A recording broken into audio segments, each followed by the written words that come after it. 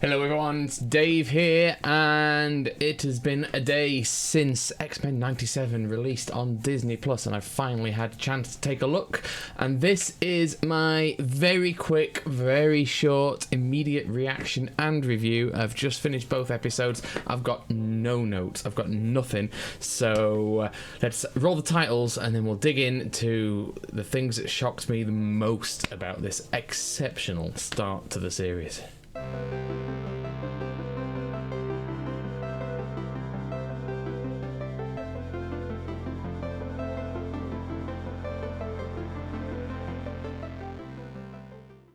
Okay, so I'm not going to touch hugely on plot points or stories much, so primarily again because I've not taken any notes. I just watched it and was swept away by it, so I forgot to open the app on my phone and record what I wanted to say.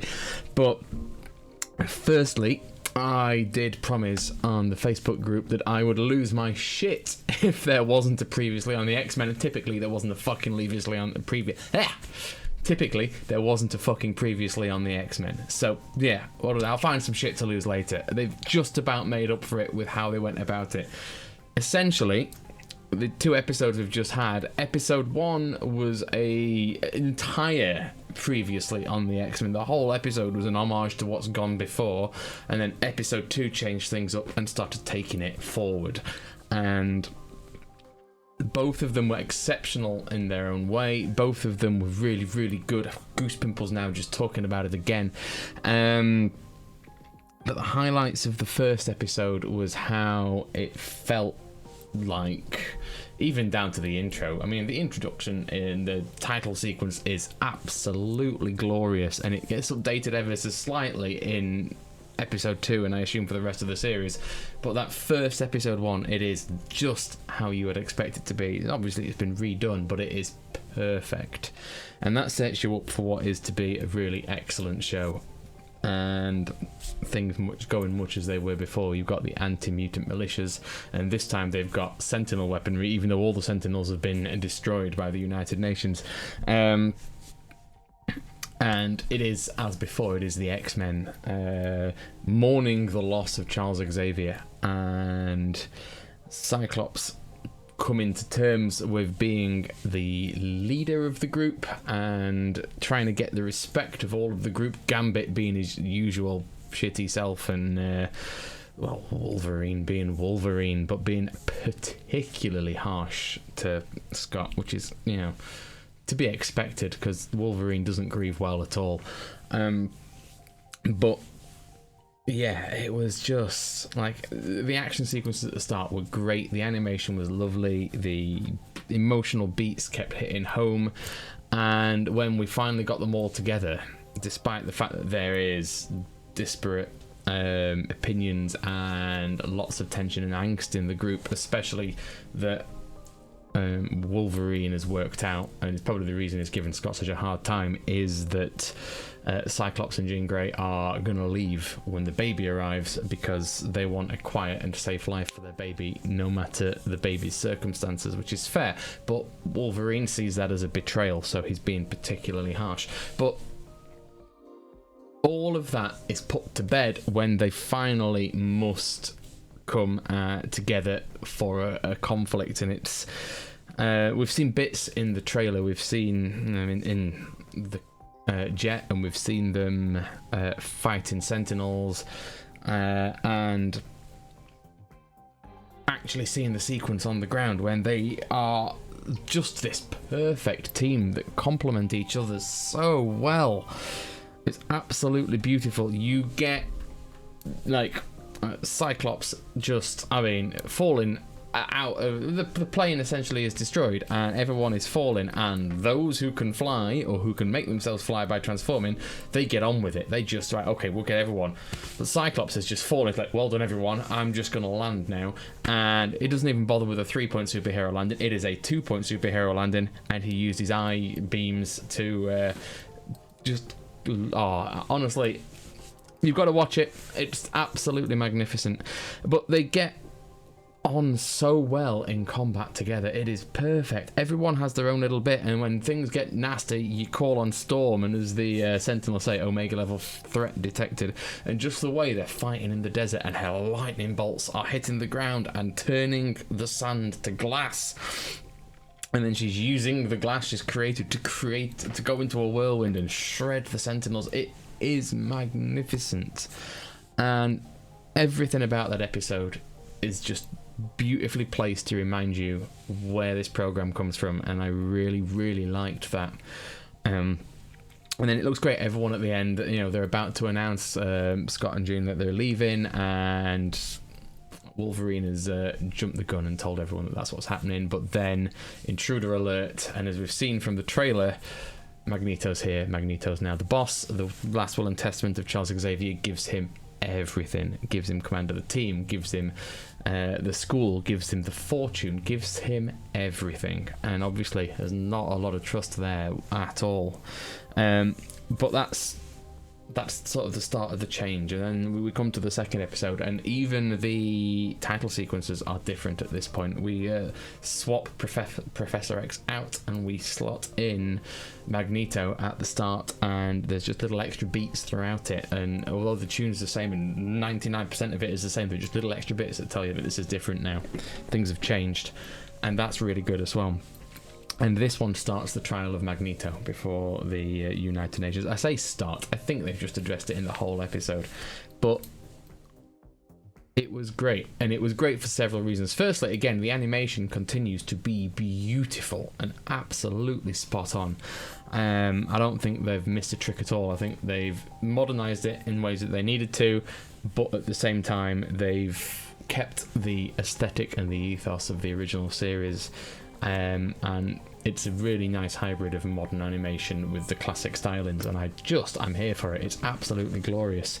But in particular in this episode, there are three really significant bits. There is the birth of Scott and Jean's baby, and the fact that the doctor just refuses to take the risk and help with the birth because mutants can lose control of their powers, and I'm not a bigot, but I'm a bigot, but I'm hiding behind risk. And so Rogue just taps him on the head and takes all of his medical experience. It's not just powers, she can take it to you. She can take your personality, she can take your skills. And so she does the birth, and that is fine. But that is a side plot. Even Wolverine, as comic relief, getting Jean to the hospital is glorious because he's just like a panicked father, even though it's not. I'm sure it's not his. It might be his. We might get to that later. But I don't think it's his. But he's there just driving the Jeep in such a reckless and dangerous way that she's looking panicked the whole way as he's nearly running pedestrians over, and she's having to levitate them out of the way to get there. That bit was a lovely little comic beat, and I really enjoyed that because that offset what was happening at the United Nations, which was horrible and hugely reminiscent in ways of the storming of the Capitol during the certification of the vote that happened when we were certifying Biden to be the next president. And I can only imagine they've borrowed heavily from that and learned from the real world, and it was very well done. And the fact that the X-Men were getting overpowered by this character with the special rifle and the exceptional armor, being a normal though they were, it was just epic fight. Great, lovely to see. Cross to the baby being born, fantastic. They break into the main chamber and Storm has taken full control, and this episode was about Storm as much as it was about Magneto turning up and taking over. This episode was about Storm and how fucking awesome she is. But she took over, and she's always had it. Those two, actually, Magneto and Storm, have both got the best way with words and are great for a speech, in the way she convinces the guards to disarm Magneto's collar so that he can help with the defense of the judges, who are also on the chopping block here because they allowed a trial to take place at all, is just beautiful. And then Magneto's defense, taking all of the iron and forming a giant sort of all the pillars of a cage but out of lightning rods, so that Storm can create this beautiful arcing electrical cage to trap these rioters and these anti-mutant protesters, militias, whatever you want to call them, to trap them in this cage was great. But that was the whole point of the whole thing, was so that the main protagonist could take a shot at Magneto with his special rifle. But Storm, being Storm, jumps in the way. And it's absolutely heartbreaking because it flays her power from her. And it is just this torturous moment when you think she's going to be turned to ash. But it's not that. It's the essence of what makes her Storm that is gone. And she can't feel the moisture in the air or hear the wind or anything. And later in the episode, when she's completely powerless and is just a normal now, she leaps out of her skin when a thunder and lightning crashes outside the house, because she didn't know it was going to happen, and that's not something that she's used to. She's not experienced that for decades. And it's a really, really emotional beat about that. But it also, doing that, allowed Magneto to have this moment when the scales were very finely balanced, and they set it up beautifully. He rips the United Nations seal off the wall in all its metal glory, and he uses the special armor to pin the would-be assassin to it, spread-eagled out there, right? And it's helpless, utterly helpless before him in his godlike power.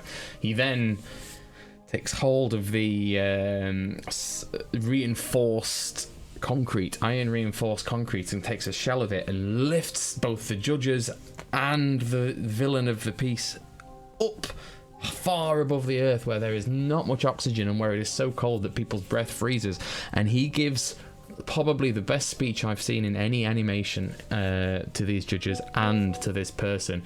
And he explains that in past time he would have absolutely have done the wrong thing here. He would have caused pain, he would have hurt people, he would have killed people. But he explains to these judges that this is not who he's trying to be, and he's trying to live to the standard that Charles Xavier has set for him, and to show the world that even he can be better.